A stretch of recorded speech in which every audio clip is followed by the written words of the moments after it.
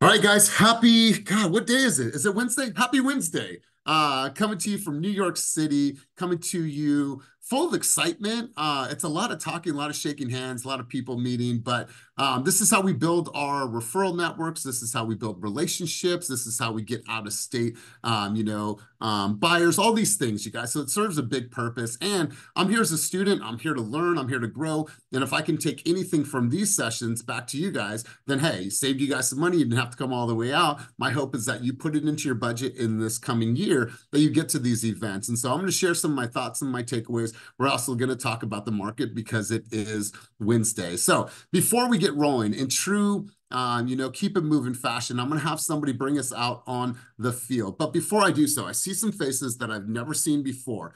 Aaron, not Aaron Christ, Aaron, the other Aaron with only one A. Aaron's a guest here, first time. Andrea Robertson, a guest here today. Let's see who else I have. I think Jessica, I saw another person. So nonetheless, thank you to all of our guests that are spending a little bit of their time with us today. I want to appreciate you and say thank you for being here. Nothing but love and gratitude. I'm going to go over to Ashley. Ashley, for our guests on the line here today that have never been here, what can they expect from this environment? Let's hear from you. And then while you have the mic, just go ahead and bring us out on the field.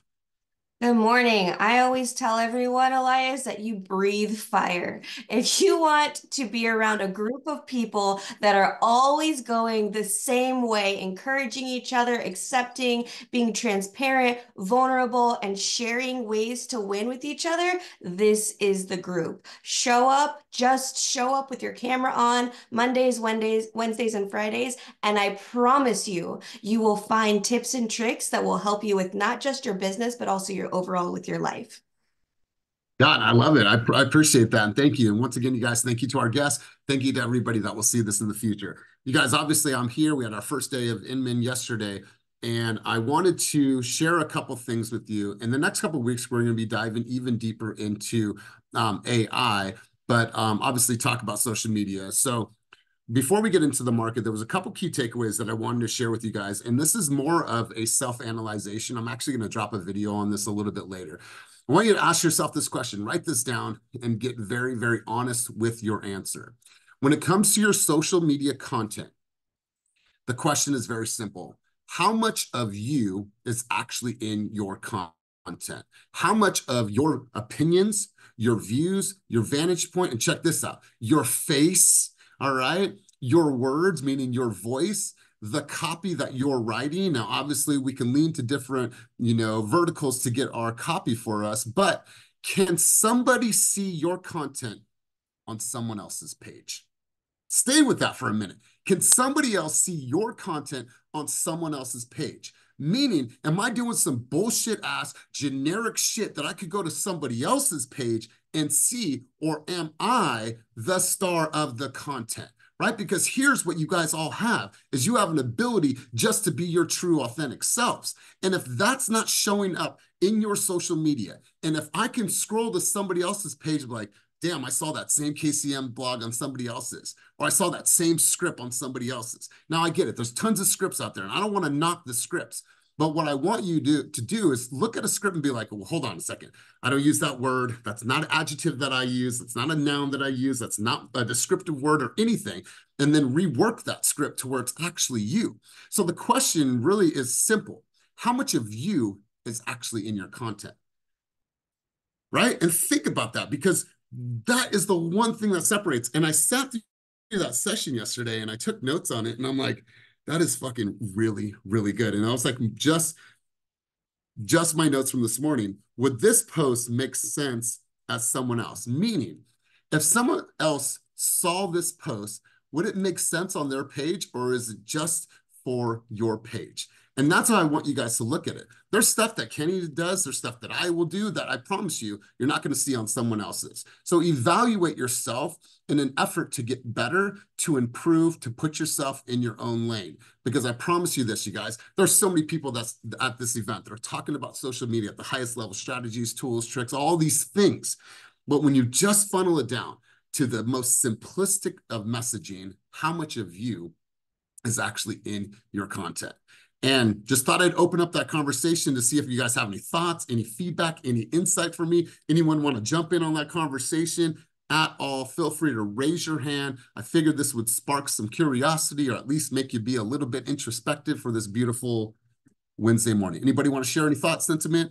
Let's go Sierra, let's go Otis, then we'll go Nicole. And I saw a big smile from Ashley, so maybe you grab the mic, but let's go Sierra.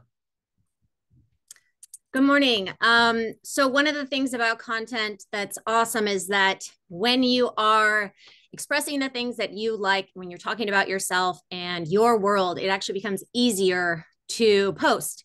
You know, it's more authentic and it's just easier to think of ideas. So when you're always repurposing, reusing, like Elias said, it's boring because you're seeing the same content, but also it's hard because it doesn't feel authentic.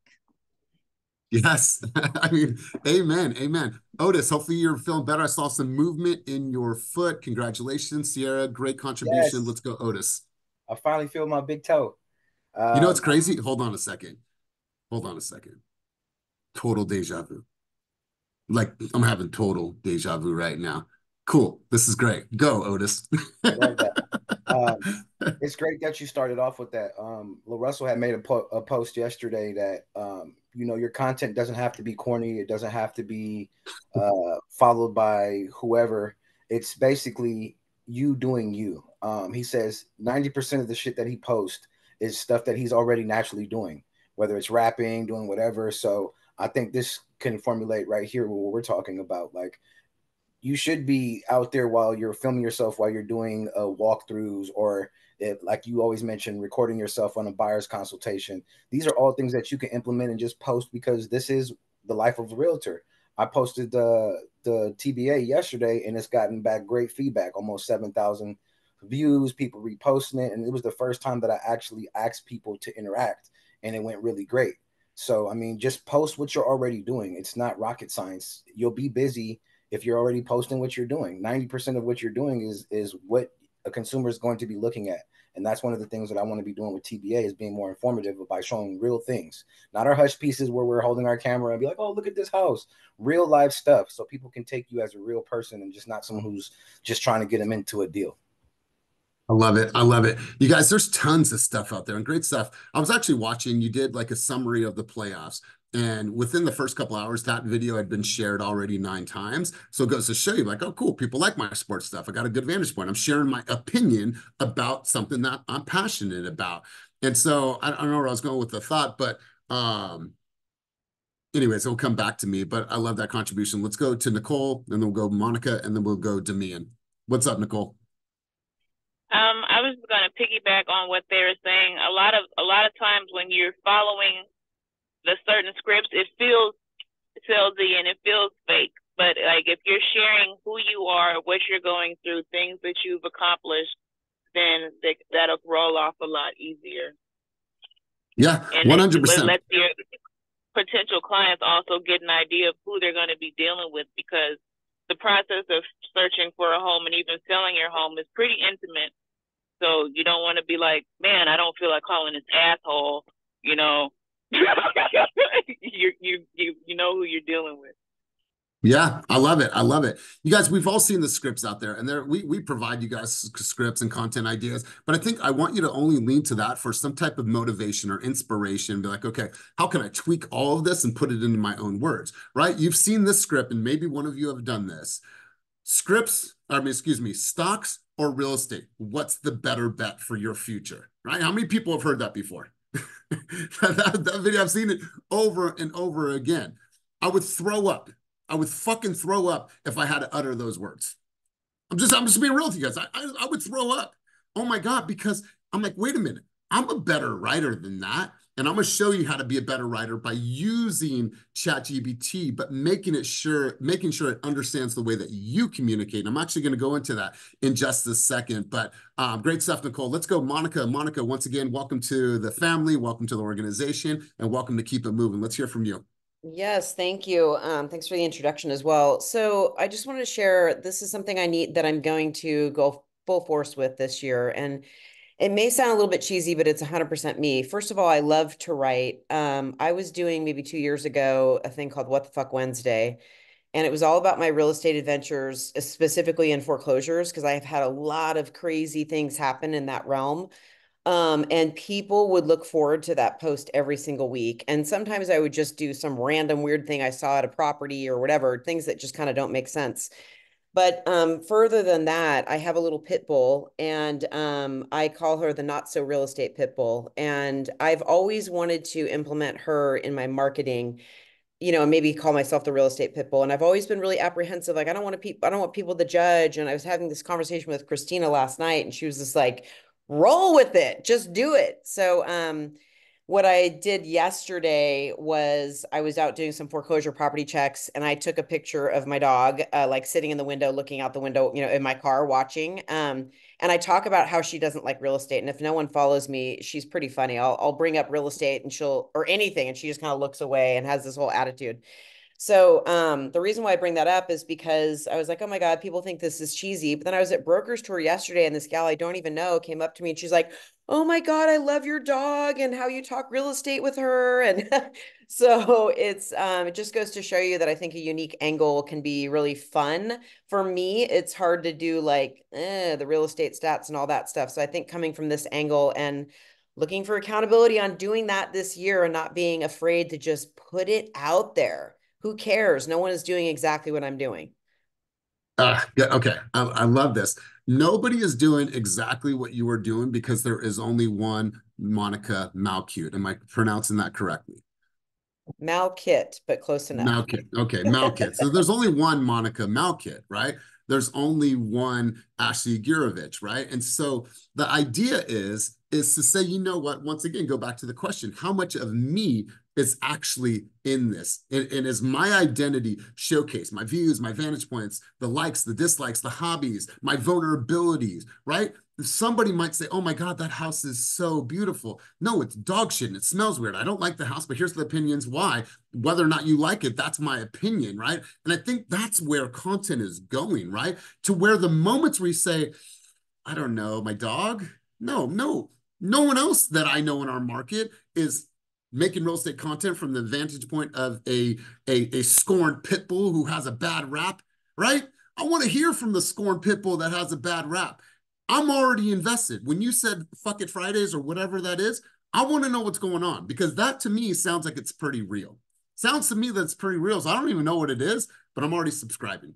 Thank you. I appreciate the comments. Thank you.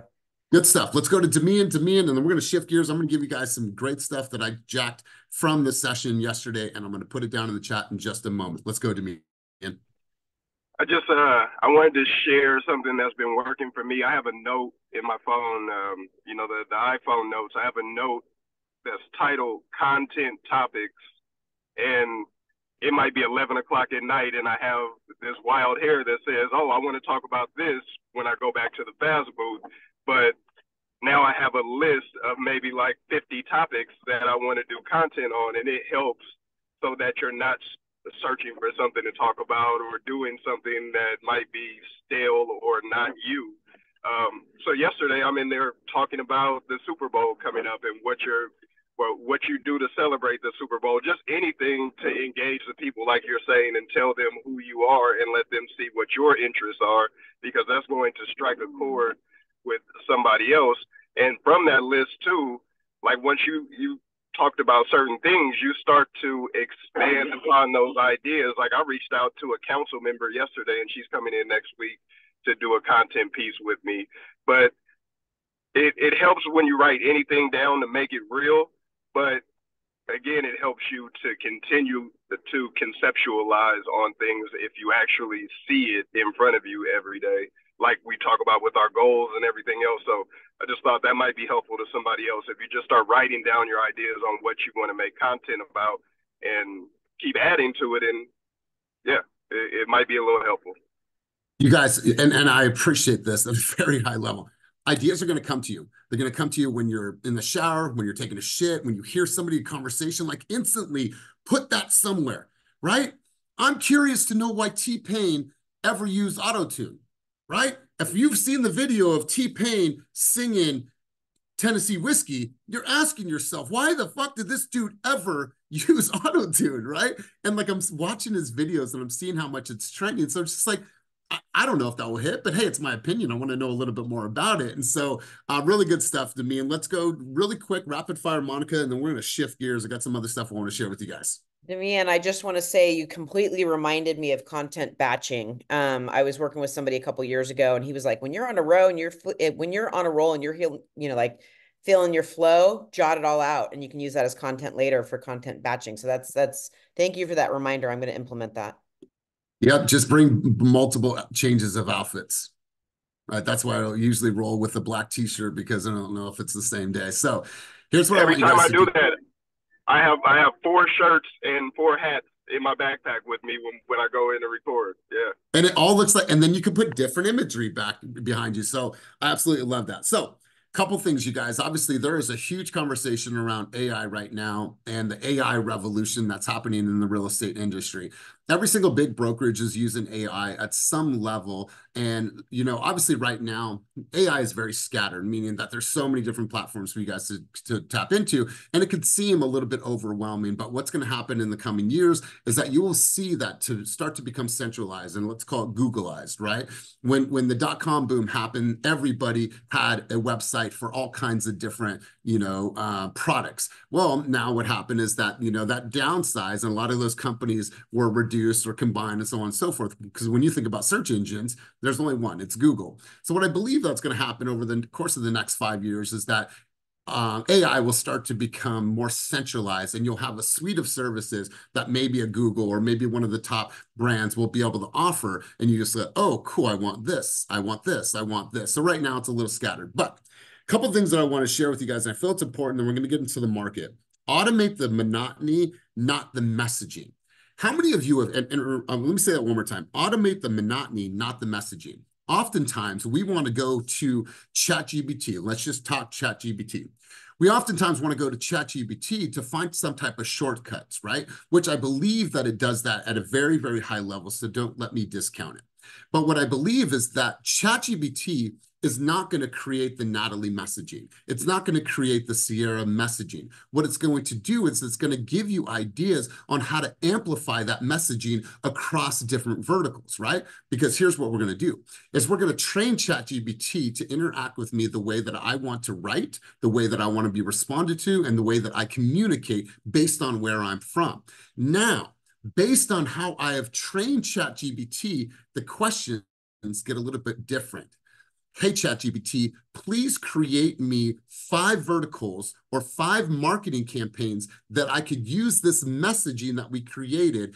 Please help me devise a plan, versus help me come up with a mission statement. Help me come up with, a captivating message from the heart about the real estate market. That's bullshit, right? So what we do is we train it, and let me go back to my notes here. We train it to build on the monotony and do the monotony, but it's never going to do the messaging. Your messaging, your heart, your crusade, your cause, the things that you truly represent in this business is what you need to tell ChatGPT. And then when you are interacting with ChatGPT, then you're getting better shit. How many of you have ever put anything in ChatGPT and you didn't like it? I'll be real, some stuff I didn't like it. It's why? Because I didn't train it. I didn't train it. So it's a bot. So you guys might have seen this before, but I'm going to hook you guys up once again, and let's just go right into this. So I put a couple in here right now, but I am just going to copy this one, and I am going to paste. All right, so here's number 1, and I will go ahead and drop this in here. And then I'll also just drop the file, but just while we have this conversation. Cool.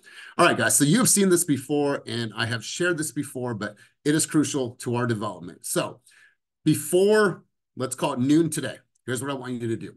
I want you to go into ChatGPT, and I simply want you to ask this. ChatGPT, to fully understand your goals in business, prepare, generate content for me in the future prompts. Before we proceed, I want you to fully comprehend my business, customers, target audience, and goals based on your future responses on my provided answers that I will give you. I want you to fully understand my objectives for creating content. To achieve this, ask me 25 questions about my business, customers, target audience, vision, goals, and other necessary details to complete the upcoming task to the best of your ability. Your understanding is crucial to optimal results. Okay, we'll start there. That's number 1. Then we go back into this. Now we're going to further train. And check this out. This one I thought was really, really cool. 100 content ideas. Your audience may want to generate a list of high value, 100 content ideas. So let's go this. This is 100 high value, super interesting, lesser known, and clickbait style content ideas about my specific niche in my business. For example, or for each content idea, provide an explanation while highlighting my niche and value proposition. Craft each short explanation by engaging, offering insights, and would captivate potential buyers and clients. The goal is to come up with 100 content ideas for me to educate my audience, showcase my expertise, and attract new clients. Ensure that the topics you include are intriguing and aligned with the interests of my potential buyers, serving as rich material for future content ideas. These 100 content ideas will be used to build a content calendar for the year for multiple types of digital content. The main purpose is to provide as much value as I can while generating an amazing list of topics. You guys, once we do this, now we can start feeding it, and the results here will be based on what you told ChatGPT. Stop putting in some generic prompts and expecting for them to come up with something that's cool and something compelling. Teach it. Teach the bot the way that you want it to respond to you, and you'll get better results from the bot. Questions before we go any further, because I want everyone to take advantage of this. Questions, thoughts, insight, dialogue. Hey, Throw me Elias. a bone. Yo. Hey, it's Mel. I have a question about this. So I'm sure everyone else does this as well, but when I have an idea or when I want to ask ChatGPT a question, like let's say, hey, give me 5 marketing campaigns, or write me an Instagram post using 2 to 3 paragraphs talking about inspiration and this, topic. So every time I go to ChatGPT, I start a new chat. And so on the left-hand side of my ChatGPT, if I was to show you, I probably have 40, 50 separate different chats. So is the idea to go into one chat and have an ongoing dialogue in that one chat and teach it in there, or will it learn from all the different 50 or 40 chats that I've started? Really good question, Mel. So first and foremost, answer those questions about your business, and then just go down here to your name on the far left side and do custom instructions. So all those answers to the questions that I just posted, you will then put all those answers in here. What would you like ChatGPT to know about you to provide better responses? So you put it there. And then how would you like it to respond? I said semi-casual, responses long depending on topics. Elias is how I'd like to be addressed, and ChatGPT can provide opinions on topics. And then I save that there. So now it starts to understand that I'm creating this like encyclopedia for it based on the way that I communicate, right? And if there's keywords that you like to use, if there's adjectives that you like to use, then plug that in. So I'm giving you 2 right now. Next Monday, we're going to go in further. I'm going to give you guys a list of all kinds of different ads and things. This was just dropped to me last night, and so I'm excited to share with you. But Melody, that's a really good question. Anything else? That was super helpful. Thank you so much. I didn't even know that existed. Me neither. And it's a game changer. And you know me, Mel, I love to write.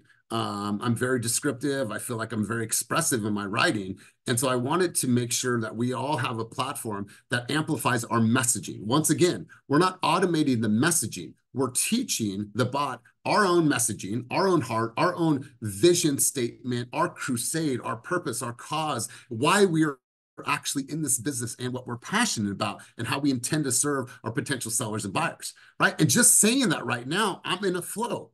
When we put that flow into ChatGPT, now they get a better understanding of, cool, this is how Melody rolls. She comes from the heart. She's direct. She likes descriptive words. Let's create copy. Now, instead of taking that copy and saying, ooh, there's my post. No, I'm still going to dissect it, and I'm going to replace words. I'm going to put ellipsis, because that's how I talk in ellipsis sometimes. I'll shorten things up, but at least it helps you automate not the messaging, but how you are going to get that messaging out. Make sense, everybody? Give me a thumbs up on the screen. All right, cool, you guys, cool. Awesome. Now let's get right into the market. I saw two articles that I thought were really powerful, and I wanted to share these two articles with you guys. And let's get right into this. All right. Not too sure if you saw this recent article from Lending Tree. And for all of my single ladies on the call, shout out to you. This one just came out. We saw this a couple months ago, but this is actually a newer, updated, and I'll put this in the chat down below. So check this out. Key findings. Across the United States, single women own 2.71 million more homes than single men.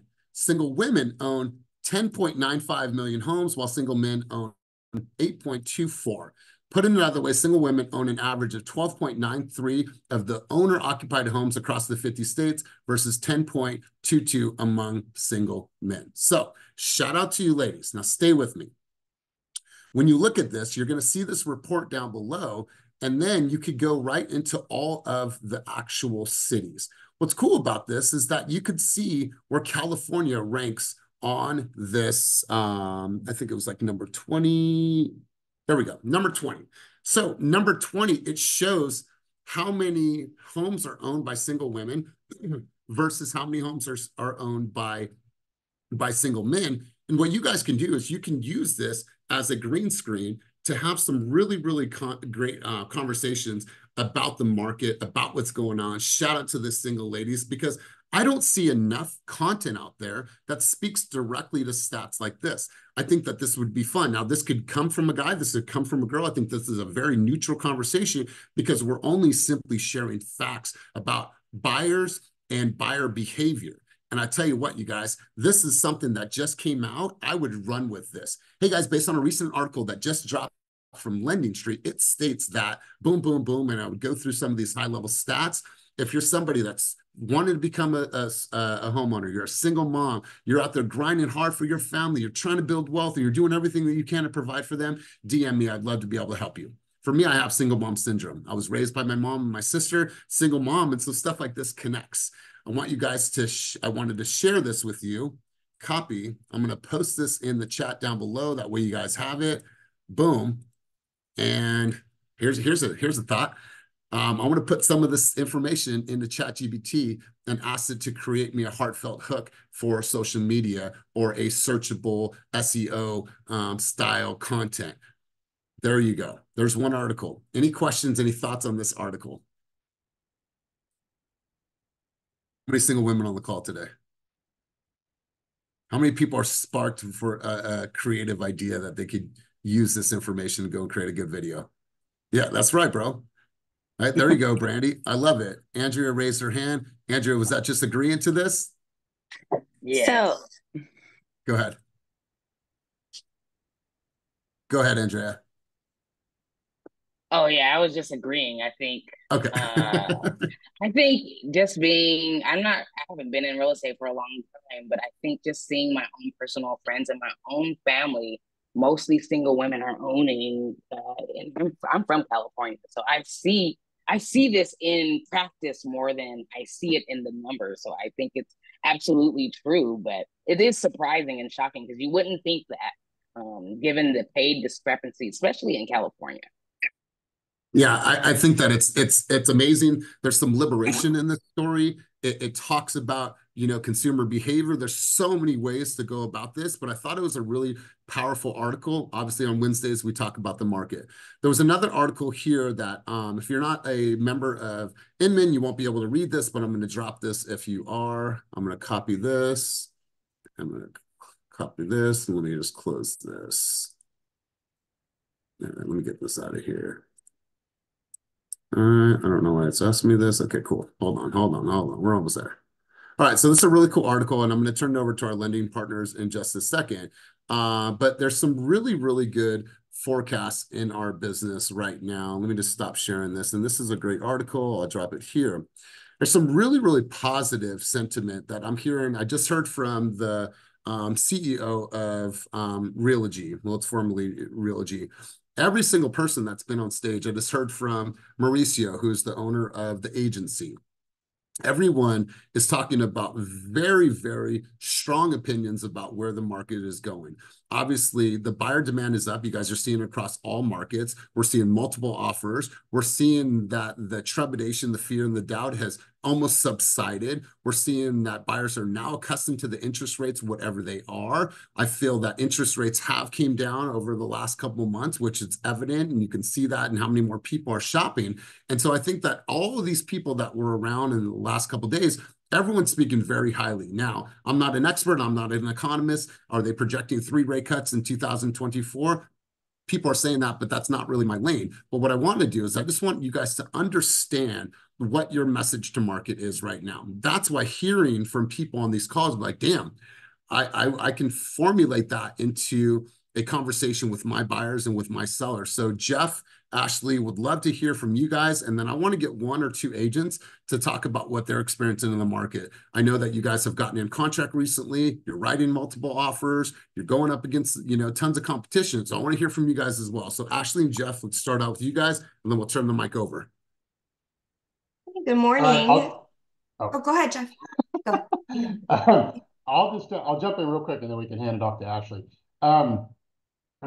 Elias, you're exactly right. What has happened over the last few months is this interest rate direction has gotten into the mainstream media, and it's changed people's expectations, and they're starting, I think, to get a little bit of FOMO, in terms of what the market is now and what it potentially is going to be in a few months or later this year.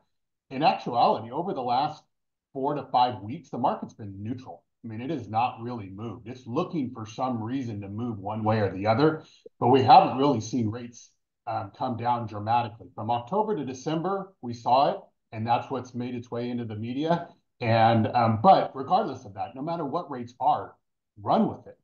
Take that. That's when we really feel the impact of the buyers out there in the market, and the changing of the attitude and the mindset of buyers is when it makes it into mainstream media, when we can all use it and talk about it in our social media, Instagram, whatever. So, regardless of what rates are actually doing from day to day, just take that momentum that we've built over the last month and continue to emphasize that.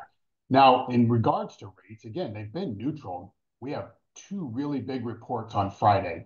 We have a GDP report. The first GDP estimate for the 4th quarter of 2023 is coming out. And then we have the PCE, which is the Fed's favorite inflation indicator, coming out on Friday.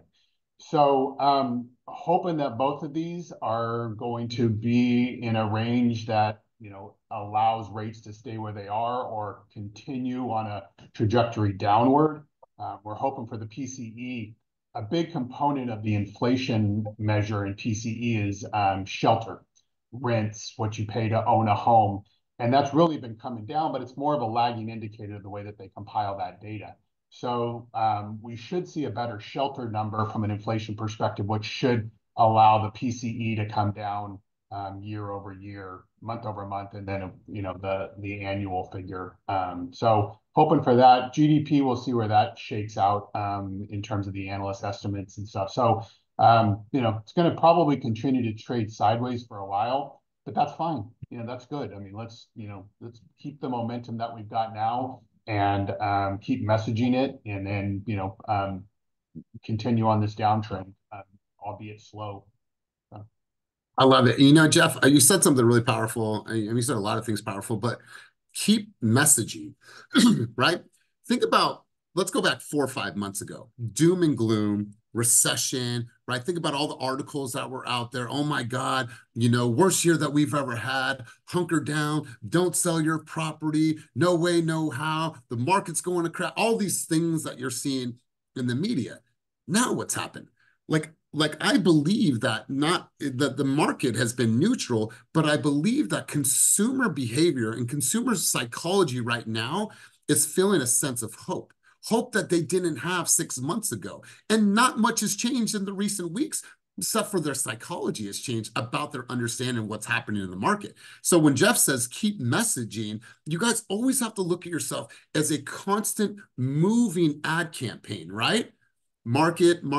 You have to be that clarity for every single person that's ever going to see your content or speak with you. So that keep the messaging, that's really, really important. Now Freddie Mac, now Fannie Mae is saying that the idea of a recession is fleeting, and that's not as what we thought or economists thought in the second, third quarter of last year. So there's so much more hope, and now consumers are experiencing that hope. And track consumer psychology. Remember pandemic. Oh no. The end of 2000. Oh yes. 2021. Maybe. Yes. No. All of these emotions that our consumers have been on. And you know what we do is we stay level with accurate information about what's actually happening in the reality of our market. That's your responsibility, not theirs.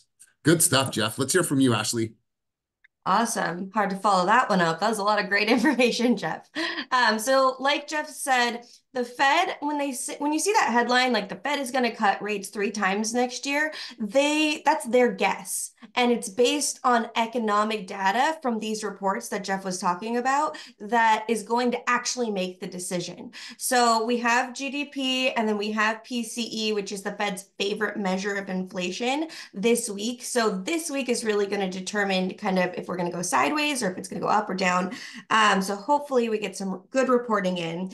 The big news outside of rates staying in the 6s and mortgage applications going up, I have seen a lot of multiple offer situations, and I'd love to hear from you guys, but a lot. Like, okay, I had 2 with 27 offers in areas where it wasn't normal to have that in. And I had one, it was the most insane thing I've seen since 2020. It was in Oakland, and it was a $1.1 million offer, and the house went for $4 million, over $4 million.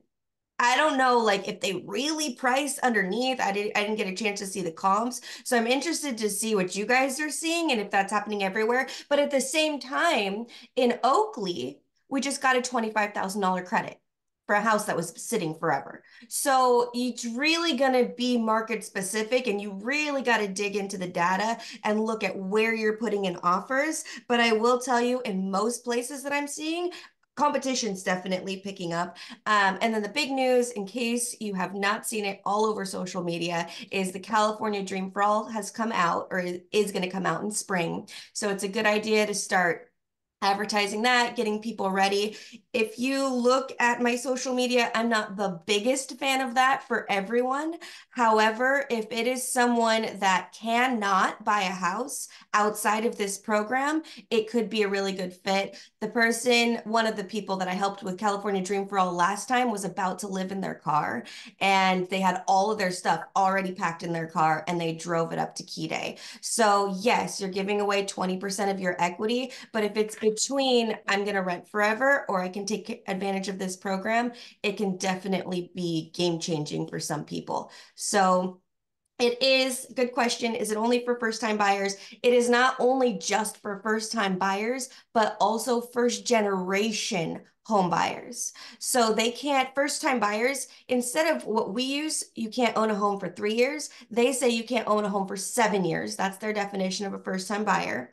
And then also, your parents cannot have owned a home, at least one person on the loan cannot own a home in the United States. So that's going to probably make it so that it's not as insane as it was last time. I think we went through 250 million in 8 or 9 days. This time it's really going to go to the people who need it, where not only are they not homeowners, but their parents were not homeowners. So that money's really going to be specific for certain people. But if you know anyone who are first generation homeowners, this really could be game changing for the right person. So definitely start advertising that, getting people in, because it may still go fast, and we want to make sure that the people who need it are getting taken care of. Love If it. you Look at Kelly. She's qualify, like, I call totally me. feel. Yes, I love this. You know, what's cool is that you made the video, I think it was last week. It's like, obviously everyone's making the Dream for All videos right now. And I get it, you guys. I get it. Do it in your own way. Obviously, I don't want to go back down that path. But the video that I remembered was Ashley, a lender, telling me, us, the consumers and the public, why she didn't like the program. right? Now, obviously, let me get more to it. Let me explain a little bit more. It's an equity share, so on and so forth. But I remembered that because I was like, cool, that is her opinion. That is controversial. That's edgy. And I appreciated that style of messaging with that. So let's hear from one or two people, agents. What is your vantage point? What are you seeing? What are you experiencing? Let's check out the chat down below. Go ahead again, Ashley. Just one quick comment, just to piggyback off of that. I definitely don't think this is a dream for all. If you can get a gift, if you can get a cosigner, if you can do it any other way, I would never give up 20% of my equity and give it to the state of California. Never. But if this is the only way you can get in, hey, 80% equity is better than none. Yeah, for sure. And then obviously with appreciation, if the average appreciation is 5% in the Bay Area, and I'm just being conservative, it's safe to say in the next couple of years, you're going to go far past that 20. So I feel it's okay in certain situations, especially in markets where the appreciation is even higher than 5%. Quick question for you guys. For parents, does that include inherited as a home ownership? Ashley, are you talking? Sorry. Yeah, sorry. I was pulling up the guidelines. I'm going to copy the exact definition in there because it's pretty detailed. I'll copy it and I'll paste it right into the chat. All right, cool. Melody, thoughts, contribution, insight. Yeah, I had a listing on the market in Castro Valley last month in December, and we received an all cash off market offer, 5,000 below our listed price, and we did a 10-day close and the sellers accepted it. So I think it's on a case by case situation. These sellers in particular, they had to relocate out of state for a job. And for the sellers that maybe aren't in a rush to leave and they don't know exactly where their next home is going to be yet, I think that they're willing to keep it on the market for a little bit longer. But all cash offers are not dead yet. There's definitely people out there looking for a good deal. I also had another purchase in Oakley. I heard someone say Oakley in here. I think it was you, Ashley, where we got a credit. The seller credit was for $10,000 towards the buyer's closing, and we offered $10,000 below the listed price. So that was an automatic $20,000 win for my buyers on their purchase.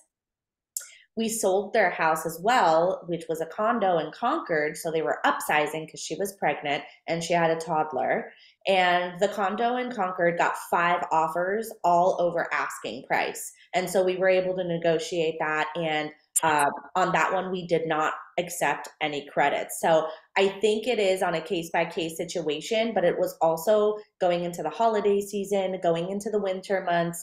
People historically usually wind down during those times. I think that even in the slower areas, even in Oakley, Brentwood, those areas, you'll see them start to heat up as we move into the spring selling season. So I think it's definitely. Wow.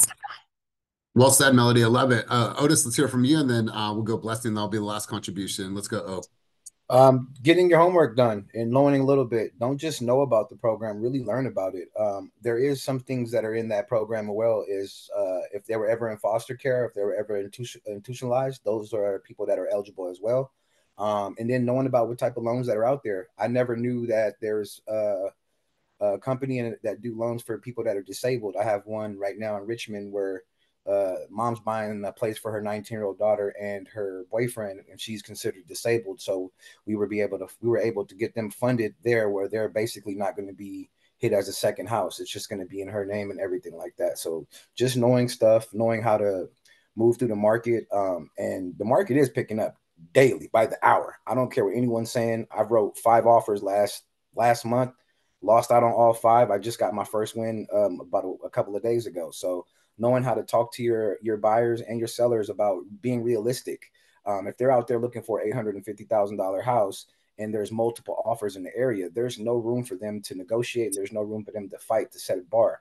I just had that conversation with my buyers this morning. They really don't love the house, but they love the area.